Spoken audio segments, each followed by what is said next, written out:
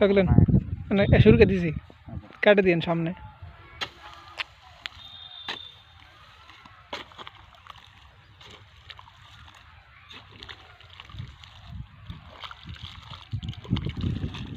গরিবের কাজ না করলে ভাত নেই। আমরা তো বড় লোক না, বড় বড় কি ফুটাঙ্গি দেখাবো, ওই কক্সবাজার যা ঘুরে মিশাই লাশে গায়ে আসে ছাড়ে দিয়ে মানুষকে দেখে টাকা নিব, ও ধরনের আশাবাদী লোক না। আমরা কাজ করি, কাজকে ভালোবাসি, আর কাজ করে টাকা কামাই করি। যারা বসে থাকবে তাদের বসে থাকে দিন যাবে, আর আমরা কাজ করি, আমাদের কাজ করে দিন যায়।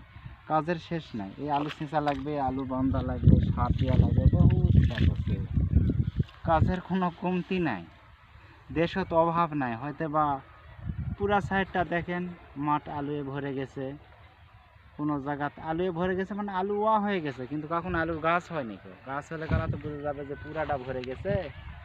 এখন পুরা মাঠটা ওয়া হয়ে গেছে, এখন ছিঁচতে হবে, আলুর পরিচর্যা করতে হবে। কীটনাশকের দাম আবার বাড়ে দিতে হবে, না বাড়ে দিলে তো আবার ওই কীটনাশক কোম্পানির লাভ হবে না। কৃষক মারেই তো সম্পন্ন যারা আছে ক্ষমতাতে টিকে থাকে, কৃষক মারে। আমাদের তো শান্তি নেই, যেহেতু গরিবের ঘরে জন্ম, কাজই আমাদের পেশা। আমরা তো কলম লে ওই মন্ত্রণালয়ে বসে, টিউনো অফিসে, ডিসি অফিসে বসে আর চুরি চুট্টা করার মতন আমাদের কোনো ধান্দা নাই রে ভাই। আমাদের ধান্দা যে এখানে কাজ করতে হবে, আর এই কাজের বিনিময়ে আমাদের পেটে ভাত আসতে হবে।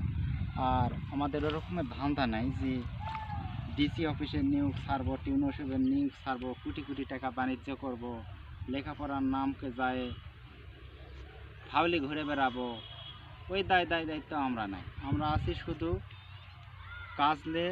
যারা বেকার আছেন তারা কাজ করেন, নিজে আত্মশীল হন নিজের কাজের প্রতি। আসসালামু আলাইকুম, সবাই ভালো থাকেন।